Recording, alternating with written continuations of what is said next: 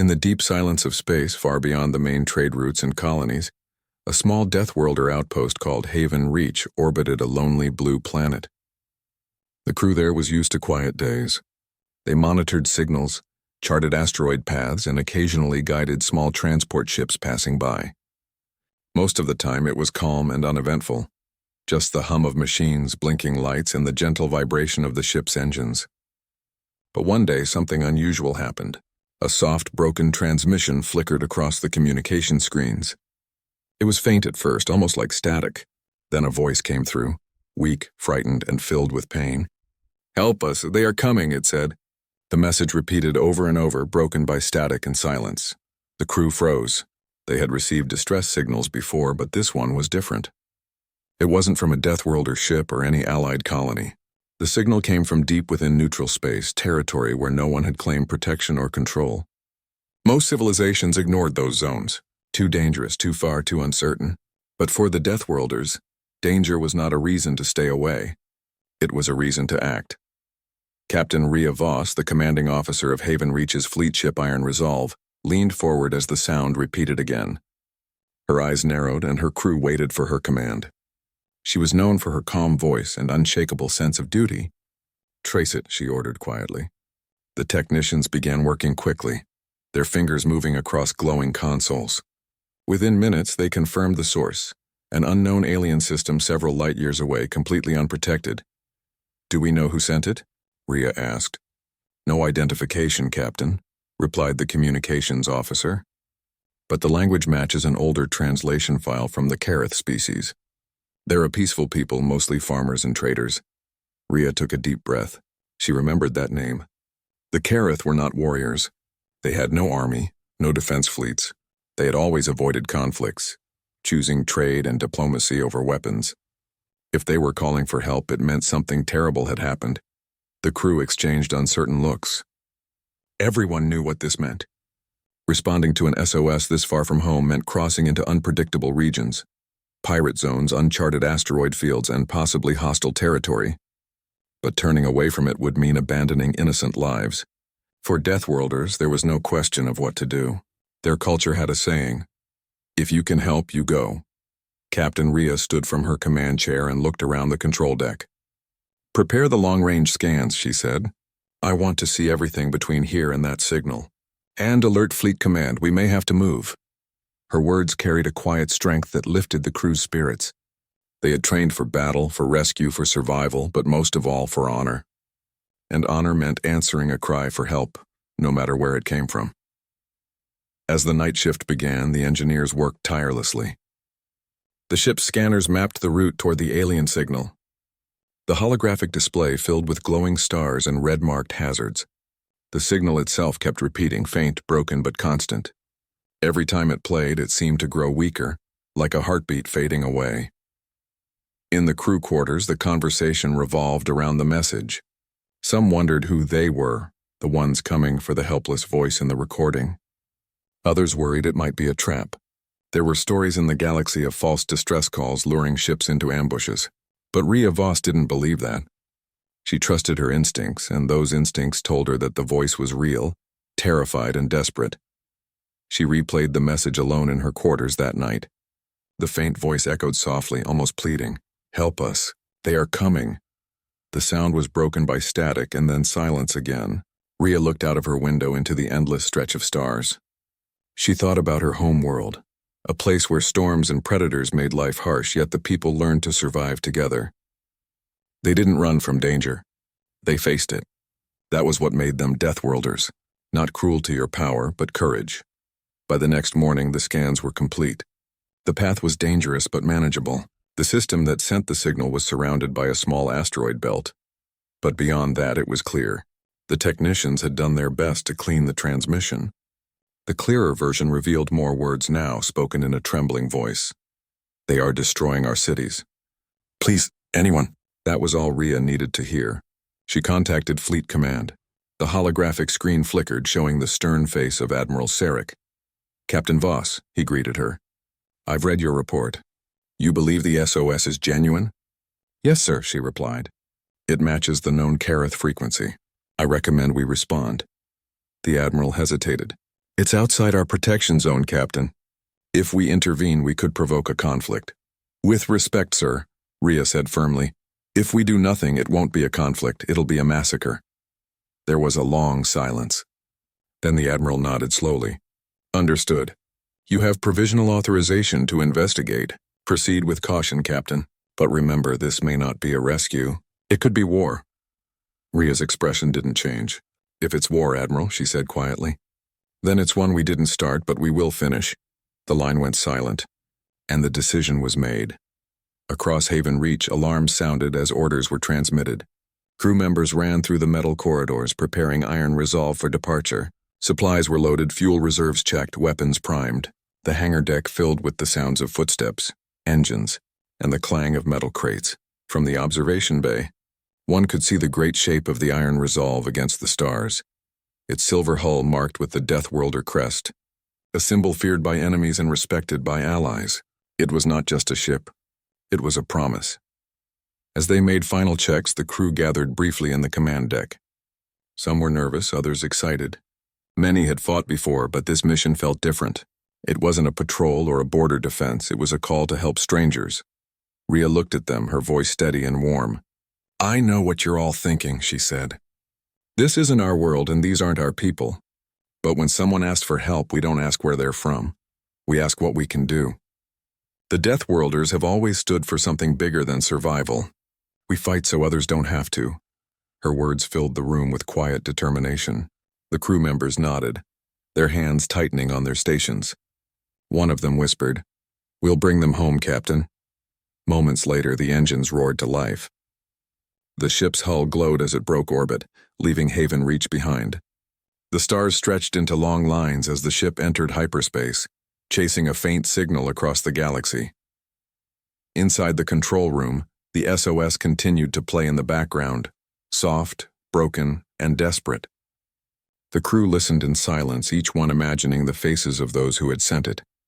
Somewhere out there, someone was waiting, hoping that help would come, and for the first time in a long time, hope was real.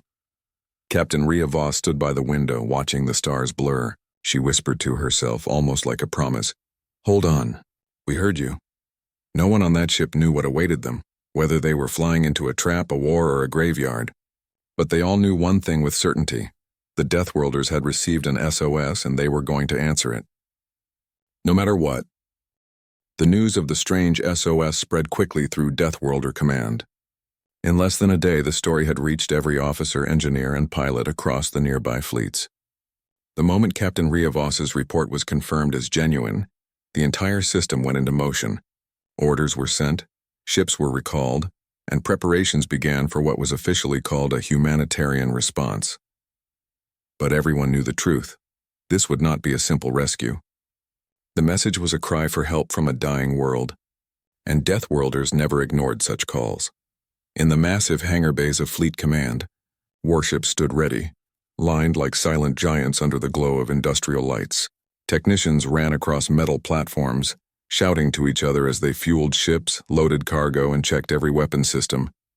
The sound of engines warming up mixed with the clatter of tools and the deep hum of reactors. The air was filled with energy and urgency. Even those who had no part in combat volunteered to help. They knew what was coming.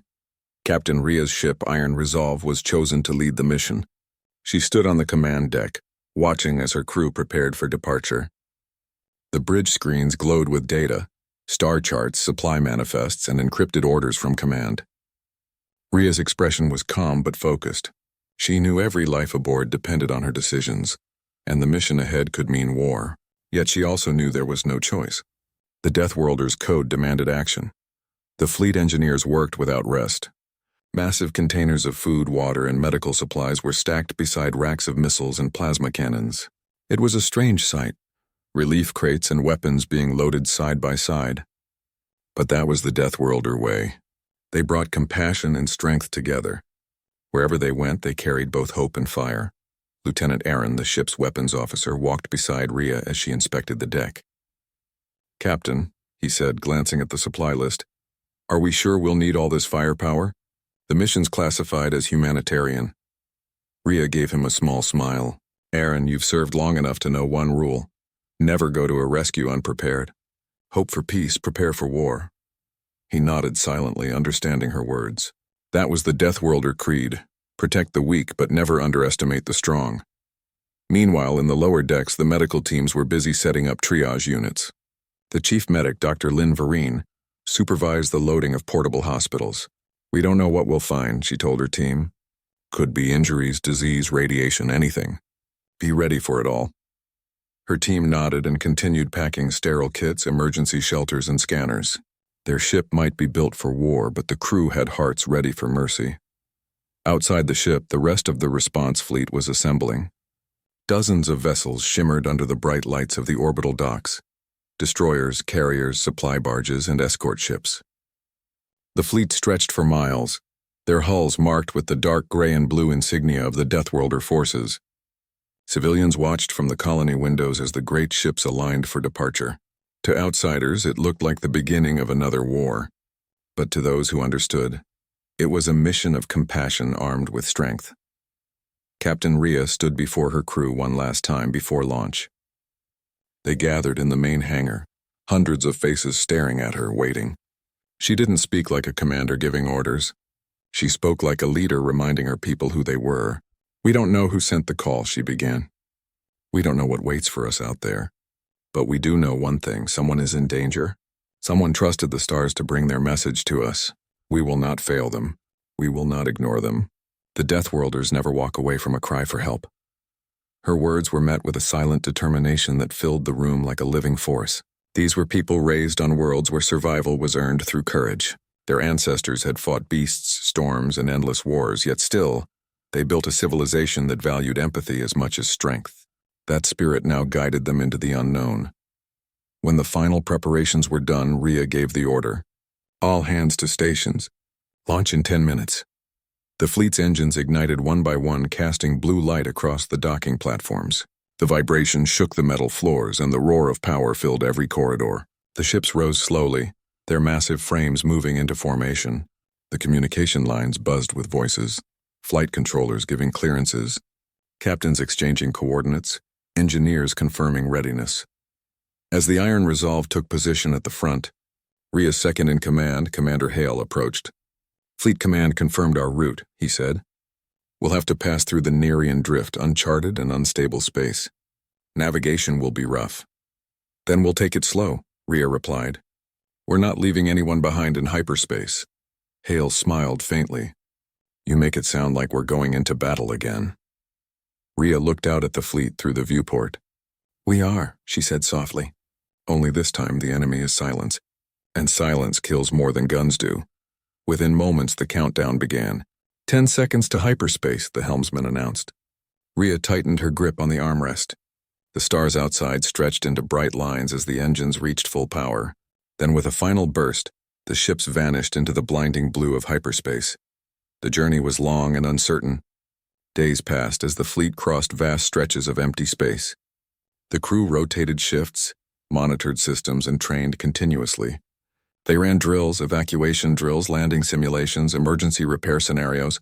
Everyone needed to be ready for anything. Even during rest hours, the crew gathered in the mess hall to talk about what might await them. Some believed the Kareth were under attack by pirates. Others feared it was something far worse. One young technician, Mira, asked the question everyone was thinking. Captain, what if we're too late? Rhea looked at her and said, Then we'll still go, because answering the call matters more than how it ends. Her tone carried such quiet strength that even the youngest crew members found comfort in it. Meanwhile, reports from scouting probes began to arrive. They confirmed strange readings near the Kareth system, debris, radiation, and signs of heavy energy discharge. Something had already happened there. The crew listened in silence as the data scrolled across the screens. Rhea's face hardened. Whatever they were flying into, it was worse than expected. But the Deathworlders didn't turn back. They never had. Instead, they increased speed. The fleet's communication network buzzed with updates. Squadron leaders coordinating routes, medics reviewing treatment plans, engineers checking reactor stability. Everyone was focused, driven by the same purpose. As the fleet neared its destination, Rhea stood once more at the window of the command bridge. The stars ahead looked peaceful, hiding the chaos beyond. She thought of the message that started it all. the trembling voice begging for help. In her mind, she could still hear it. "They are coming." Those words had become more than a distress call. They were a challenge, a test of what the Deathworlders stood for. Behind her, Commander Hale said quietly, "Captain, once we reach the system, do we make contact first or prepare for engagement?" Rhea didn't turn. Her eyes stayed fixed on the horizon of stars. "We do both," she said. "We reach out with one hand to help, and keep the other ready to strike. That's how we survive. That's how we protect." As the fleet exited hyperspace hours later, the crew braced themselves. The calm before the storm was almost unbearable. Every sensor came alive, scanning the unknown system ahead. They didn't know if they would find survivors, enemies, or wreckage. But deep down, they knew one thing for certain. The Deathworlders had answered the SOS, and they were ready for whatever waited beyond those silent stars. The engines quieted. The light outside dimmed, and the crew waited for the next command. In that moment of silence, Captain Rhea Voss looked at her crew, at their faces full of courage and determination, and whispered, almost to herself, "We're here now. Let's bring them home." And with that, the Deathworlder fleet prepared to face whatever darkness had called to them across the stars. When the Deathworlder fleet finally dropped out of hyperspace, the sight that appeared before them made the entire bridge fall silent. The system that had sent the distress signal looked like a graveyard. Space was filled with broken metal, drifting wreckage, and glowing pieces of destroyed ships. Fragments of satellites spun slowly, some still burning from recent explosions. The planet below was scarred with fire. Huge clouds of smoke covered its surface, and flashes of light showed battles still raging on the ground. The signal they had followed had led them straight into a nightmare. Captain Rhea Voss stood at the command deck, staring at the destruction. Her heart tightened as the sensors brought up images of the planet's surface. Cities were nothing but ruins. Fields were blackened. Rivers glowed with chemical fire. It was clear that this was not a war between equals. It was a slaughter. The Kareth, the peaceful species who had sent the SOS, were being wiped out. Their world was dying in front of her eyes. The communications officer spoke quietly, his voice trembling. "Captain." "The signal's still active. It's coming from the southern continent. Survivors, maybe a few hundred left. Any sign of their attackers?" Rhea asked. The radar officer turned pale. "Yes, Captain. We're detecting multiple ships in orbit. Large ones. Definitely military." He paused, his voice lowering. "They belong to the Threx Dominion." The name hit the crew like a blow. The Threx were feared across the galaxy, known for conquest, enslavement, and extermination. They believed in strength through fear and saw peaceful races as weak and unworthy of survival. They had broken treaties before, but never this openly. To attack a defenseless planet without provocation, it was a crime beyond forgiveness. Rhea's jaw tightened. She knew the Threx wouldn't expect interference this far from major Deathworlder space. They probably thought no one would care about a small, helpless species. But they were wrong. "Get me visuals," Rhea ordered. The main screen filled with images of the Threx ships. Massive black cruisers hovered above the planet, their weapons firing down on the surface. Beams of light rained destruction, flattening entire towns. Smaller attack craft swarmed around, chasing fleeing shuttles. The Kareth had no defense. They were being exterminated like insects. "Captain," said Commander Hale softly, This is a genocide." Rhea nodded. "And we just became the only ones who can stop it." For a moment, the bridge was silent except for the soft hum of engines. Everyone was waiting for Rhea's command. She could feel their eyes on her. Every Deathworlder officer was trained to follow orders, but they were also trained to trust their conscience. And hers was burning. "Open a wideband channel," she said finally, to the Threx command ship. A moment later, the screen flickered to life, showing the sharp, scaled face of a Threx commander. His eyes glowed red and his mouth twisted into what might have been a smile. "Unidentified vessels," he hissed. "You are trespassing in Threx-controlled space. Leave immediately or be destroyed." Rhea stood tall and calm. This planet was neutral territory under galactic protection. "You are committing mass murder." The Threx commander laughed, the sound cold and cruel. "The weak do not deserve protection." The Kareth refused to submit. "Their extinction is their own fault." "Then you leave us no choice," Rhea said, her voice steady. "We are responding to a distress signal. Withdraw your forces or we will engage." The Threx leaned closer to the screen, his eyes narrowing. Engage? You think you can fight the Dominion with your handful of ships? You should have stayed in your death worlds. Now you'll die with the rest. The screen went dark. A heartbeat later, the sensors blared warnings. Enemy ships locking weapons. The decision had been made. There would be no peace. Shields up, Rhea shouted. All hands to battle stations. The calm of the bridge turned into controlled chaos. Officers shouted commands, alarms echoed, and lights flickered red. The massive iron resolve shifted position, its armor plates glowing as defensive shields activated. The rest of the fleet followed, forming a wide formation to cover the planet. Moments later, space exploded with fire. The Threx opened the first attack, unleashing plasma volleys that streaked toward the Deathworlder ships. The impact shook the decks, but the shields held firm. The Deathworlders responded with precise counterfire, their cannons lighting up the darkness. For every blast that hit them, they sent back 3. The Iron Resolve's railguns thundered, tearing through enemy hulls with deadly accuracy. Smaller Deathworlder frigates darted between the heavy cruisers, firing missiles and protecting medical transports. The battle quickly turned fierce. The Threx outnumbered them, but the Deathworlders fought with skill born from centuries of surviving impossible odds. Meanwhile, on the planet below, Kareth survivors watched from shattered shelters as the sky burned. They saw streaks of light, ships fighting above the clouds, and for the first time in weeks they felt hope. Someone had come. Someone was fighting for them. Rhea's voice echoed through the ship.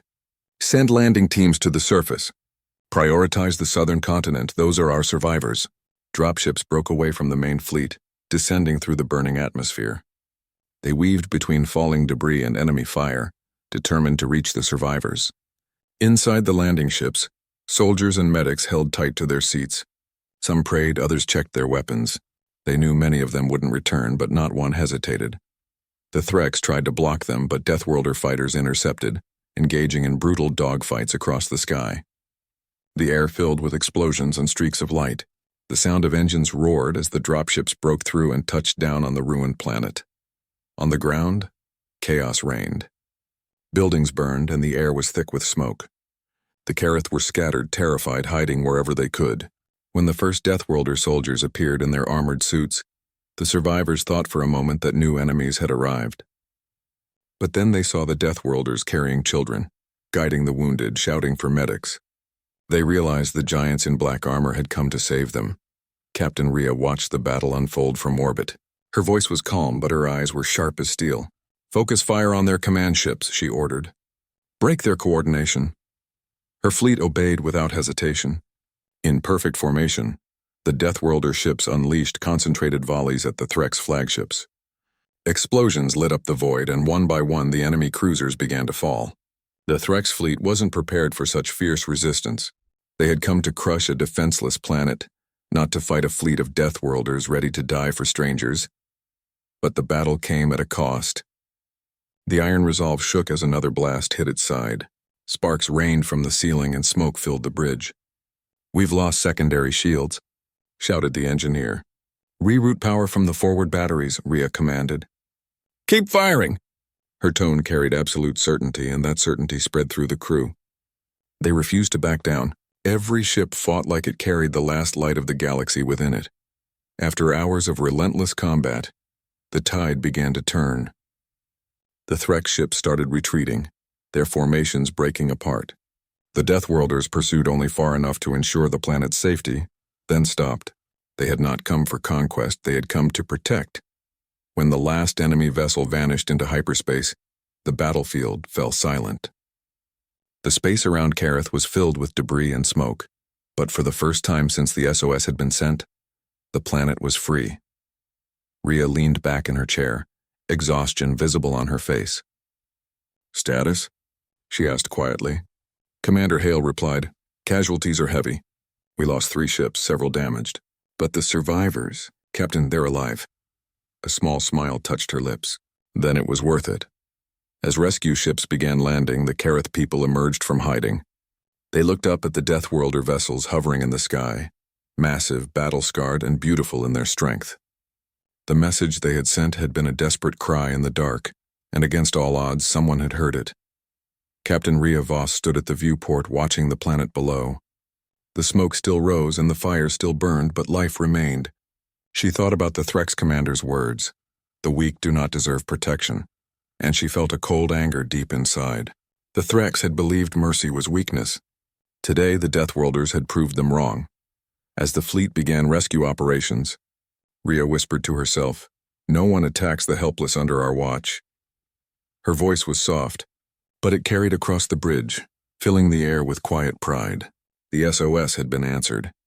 The Deathworlders had arrived with warships, and they had brought with them not destruction, but justice. The war for Kareth was not just a fight, it became something deeper, something that tested the spirit of every Deathworlder who had come to answer the SOS. The space above the planet still burned from the first clash, but the battle was far from over. The Threx Dominion had been pushed back, not defeated.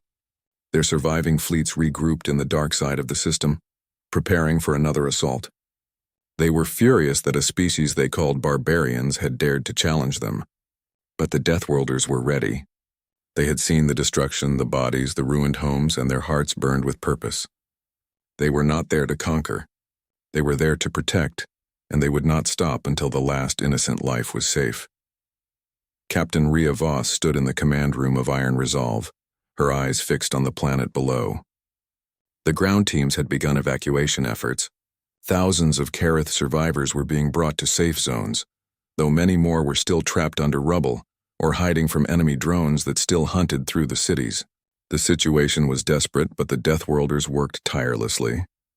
Soldiers fought not only with weapons but with compassion, pulling survivors from collapsed buildings, carrying the wounded to waiting shuttles, giving food to children who had lost everything. Down on the planet, the air was thick with dust and smoke. Fires burned in the distance. The Deathworlder ground teams moved through the ruins in tight squads, their heavy armor reflecting flashes of fire. They looked like giants walking through chaos. Commander Aaron led one of the rescue teams through what had once been a school. Now it was only broken walls and shattered glass. As he stepped over the debris, he heard a faint sound, a child crying. He followed it into a corner where two small Kareth children were huddled together, their eyes wide with fear. Aaron knelt, his armor towering over them, but his voice was soft. "You're safe now," he said. The children didn't understand his language, but they recognized kindness in his tone. He opened a ration pack, handed them food, and carried them out into the open, signaling for medics.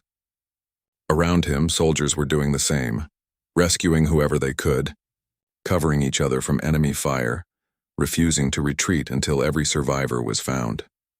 In orbit, the situation was growing tense again. The sensors picked up new signatures, more Threx warships entering the system. Commander Hale looked at the readings and turned to Rhea. "They're coming back, Captain. Twice as many as before." Rhea's expression didn't change. "Then we stand twice as firm," she said calmly. "Signal the fleet. Prepare for defensive formation." Within minutes, the Deathworlder ships moved into position. Fighters launched in waves, their engines glowing blue against the blackness of space. The fleet formed a protective wall around the planet, each ship locking into a precise pattern to cover the other's blind spots. It was a formation designed not for offense, but for defense, shielding the planet and the evac ships still coming and going through the atmosphere. The Threx fleet appeared moments later, filling the radar with red marks. They came in fast, confident, and furious. The comm channel crackled to life with a broadcast from the Threx commander. "You think you can save them?" The voice hissed. "You think your pity makes you strong? You will burn with them." Rhea didn't bother replying. Instead, she simply said to her crew, "Weapons free." The second battle of Kareth began. Space exploded with light and fire. The two fleets collided in a storm of energy blasts and missiles. The Deathworlder ships moved with precision, each one covering another, turning the enemy's numerical advantage into chaos. The Threx ships, used to breaking their enemies quickly, found themselves caught in a trap of strategy and courage. The Deathworlders fought like living storms, their aim perfect, their timing flawless. But the fight wasn't easy. The Iron Resolve shook violently as a plasma torpedo struck its side. Alarms screamed, lights flickered, and sparks burst from consoles. "Damage to port shields," yelled the engineer. "Hold the line," Rhea commanded. "We don't move. Not while our people are still down there." Her voice carried through every deck, reaching soldiers, engineers, and pilots alike. They all knew what was at stake. Below them, Thousands of innocent lives were depending on them. Every Deathworlder in that fleet made the same silent promise. They would not fail. Meanwhile, on the ground, the Threx had deployed new forces, mechanized walkers and drones. They swept through the ruined cities hunting survivors, but the Deathworlder soldiers met them head-on. The air filled with the roar of explosions and the crack of gunfire. Dust and flame mixed with screams and shouts. Despite the danger, the Deathworlders pushed forward, their movement steady and fearless. In one sector, a group of medics worked under fire, trying to stabilize injured Kareth civilians. When a Threx drone descended on their position, a soldier named Lieutenant Rin threw himself in front of it, firing his weapon until the machine fell in pieces. He was hit by debris, but even bleeding, he refused to retreat. "Get them to the shuttle!" he shouted. That single act of bravery saved dozens of lives. Everywhere, stories like that were happening. Ordinary soldiers performing extraordinary acts. The Deathworlders were known as warriors, but now the galaxy would see their other side. Protectors who risked everything for strangers. Back in orbit, Rhea watched the battle unfold. "Enemy fleet breaking formation," reported Hale. "They're targeting the evacuation shuttles." "Deploy the Phoenix Squadron," Rhea ordered immediately. "They won't touch our people." The Phoenix Squadron consisted of the fleet's best pilots, and they flew like lightning. They weaved through enemy lines, intercepting missiles and cutting down Threx fighters before they could reach the surface. Their leader, Commander Tyra, reported through comms, "Captain, skies are clear for evac, at least for now." "Good," Rhea said. "Keep them that way." The fight continued for hours. The Deathworlders were outnumbered but not outmatched. Their tactics, discipline, and courage turned the tide. One by one, the Threx ships began to fall apart under the relentless assault. When their flagship was finally hit by a combined strike from Iron Resolve and Steel Horizon, it exploded in a burst of white light that illuminated the entire battlefield. The remaining Threx ships started to retreat. Some tried to flee, but Deathworlder gunners disabled their engines, forcing them to surrender or drift helplessly. The space around Kareth grew quiet again, though the silence was filled with exhaustion and pain. On the ground, the last of the survivors were being evacuated. The Deathworlder soldiers formed a perimeter around the landing zone, defending until the final shuttle lifted off. Many were wounded, covered in dust and blood, but their eyes burned with determination. They had done what they came for. They had answered the SOS with everything they had. As the last ship left the surface, Rhea gave the order to recall all ground teams. "We've done what we could," she said softly. "Bring everyone home."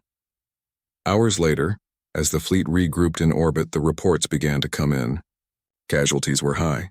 Many ships were damaged and hundreds of soldiers had fallen, but they had saved tens of thousands of Kareth lives. That knowledge filled the crew with pride, even through the grief. Rhea walked through the medbay where wounded soldiers lay in long rows. Some saluted weakly when they saw her. She stopped beside one young medic whose arm was burned from an explosion. "You did well," Rhea told her. The medic smiled faintly. "We couldn't leave them, Captain. Not after what we saw." Rhea nodded, her voice low. "No, we never could." Outside the viewport, the planet of Kareth still burned, but its light was softer now, like embers instead of flames. The survivors on the surface were already setting up temporary camps, guided by Deathworlder engineers and doctors. Supply drops continued through the night, bringing food, medicine, and hope.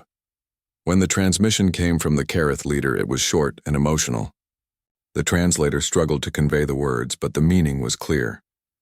"We thought the stars had forgotten us. But you came," you answered. Rhea listened quietly, her heart heavy and full at the same time. "No one should ever have to call for help twice," she replied. The crew cheered, some crying openly, others standing in silence.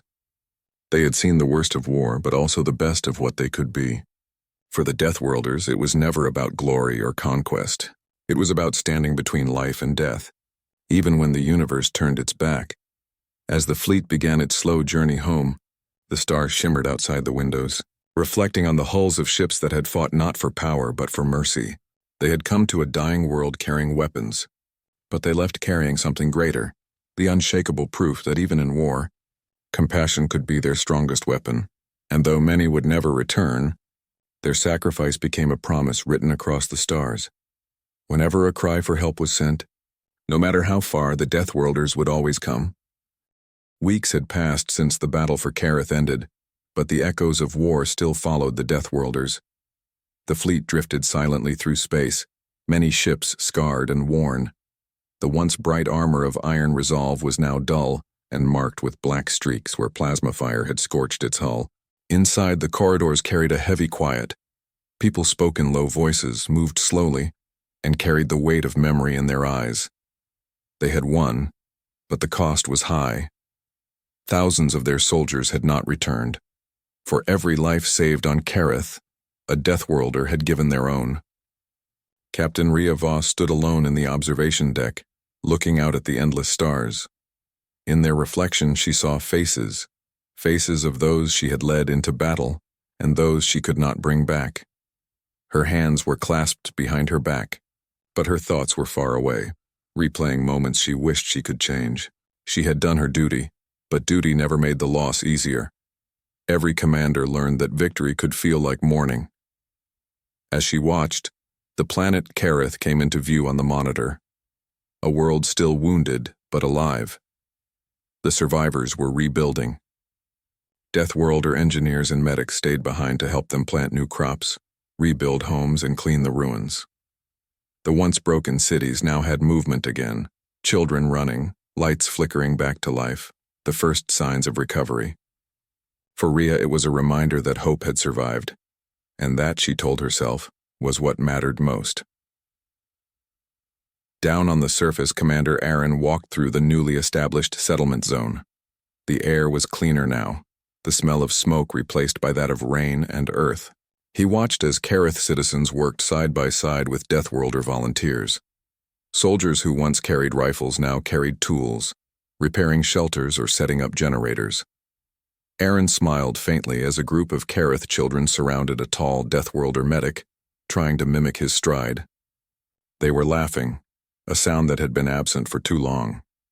It was proof that the world was healing. He stopped at a makeshift memorial near the edge of the camp. Rows of flags, some Deathworlder, some Kareth, stood fluttering in the breeze. Beneath them were names carved into metal plates. Soldiers, civilians, medics, people who would never see the sunrise again. Aaron knelt, placing a small flower beside one of the names. It was Rin, the lieutenant who had died protecting the medics during the battle. "We finished what you started," Aaron murmured softly. "They're safe now." As night fell, the settlement lit up with small lamps powered by portable reactors. Music began to play from one of the transport ships, an old Deathworlder song, soft and haunting. People gathered, Kareth and Deathworlder alike, sharing food, stories, and silence. It wasn't a celebration. It was remembrance. But there was warmth in it too.